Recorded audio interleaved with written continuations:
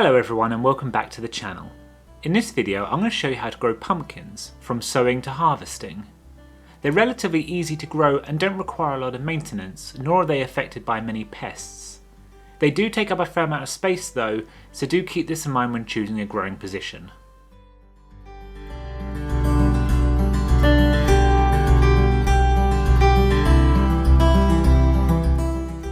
I get my fruit and veg started in cell trays, like this one here. I find it easier to transplant the seedlings later and I can keep a closer eye on how many plants I'm growing. I would recommend a cell tray that uses a thicker plastic, as they're more sturdy and can be used many times before breaking. The first step is to fill the tray with either a sowing compost or a fine all-purpose compost. Don't worry too much about what you use at this stage, as most of the energy is coming from the seed and not the soil.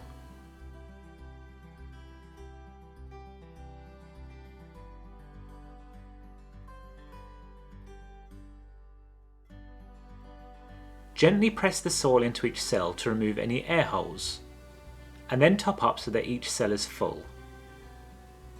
To give the seeds the best chance of germination, this soil needs to be thoroughly watered. This can be done in one of two ways. Either sit the whole tray in a tub, add some water, and wait for the tray to soak in as much as it can. Or a simpler method is just to water the tray a few times. I'm growing the Jack of all trades pumpkin this year, though most of this advice should be appropriate for most types of pumpkin.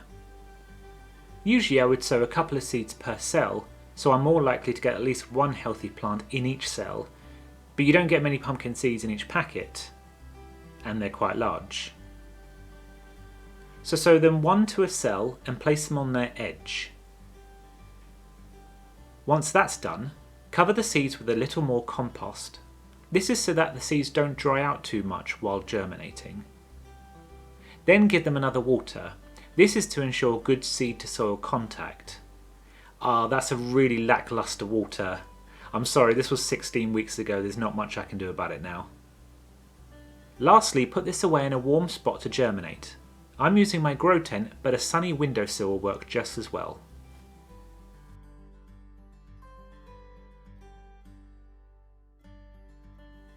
Week 2 shows that not much has happened yet. These seeds will take a couple of weeks to germinate.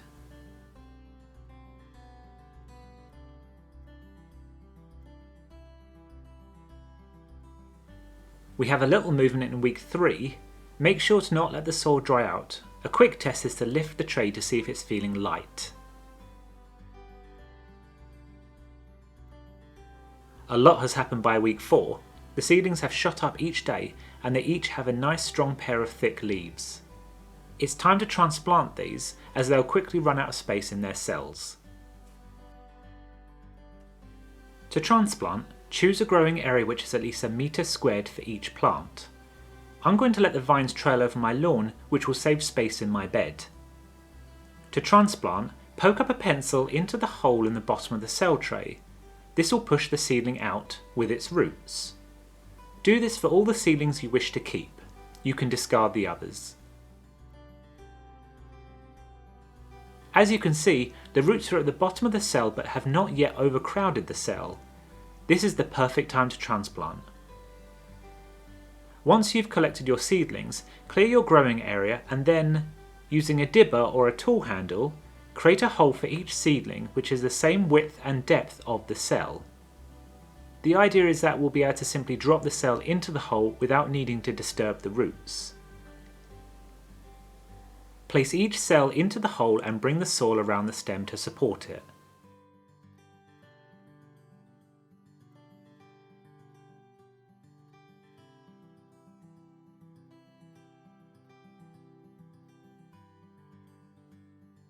Transplanted seedlings dry out very quickly, so I'm going to surround these seedlings with some hay mulch so the soil stays damp.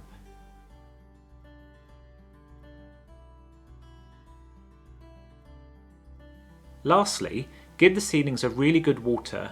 This will bring the soil around the roots so they can establish quickly and will stop them drying out. Water these every day for the next week.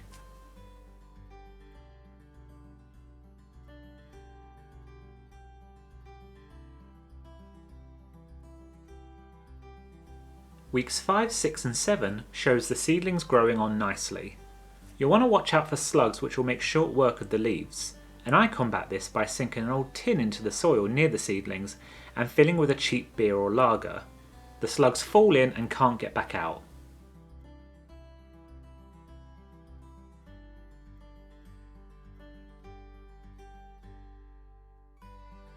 Make sure to keep the young plants well watered.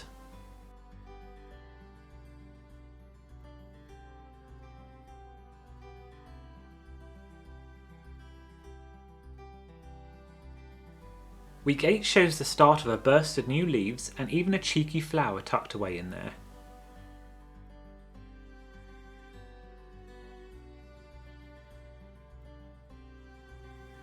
And the plants are starting to vine off at the start of week 9.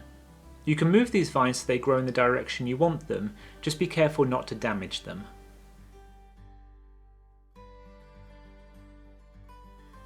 They've grown to almost their full height at week 10, but the vines still have a ways to go.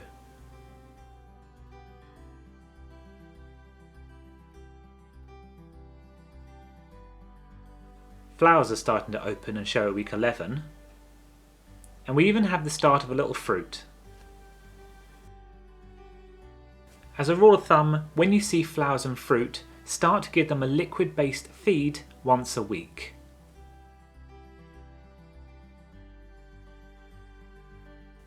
Once you have a few healthy fruits per vine, it's time to start limiting the plant, or it will try to produce as many fruits as it can.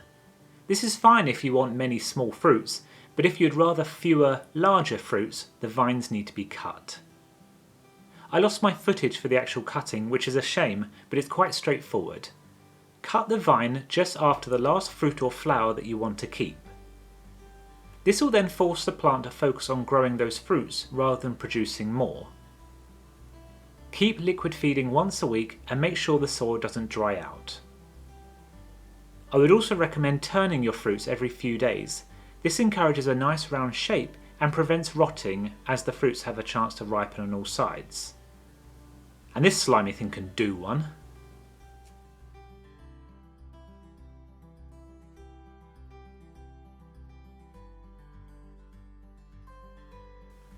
Keep turning your fruits every few days, and over the next few weeks you'll notice the fruits starting to ripen in the sun and go their distinctive orange colour.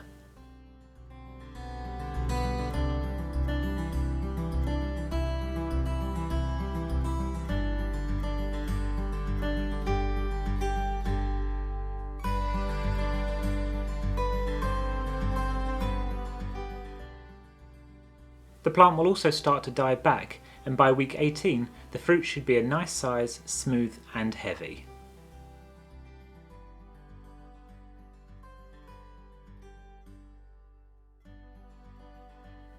Harvesting is straightforward too. Simply cut the fruit off the vine, leaving as much connected to the pumpkin as possible, like so.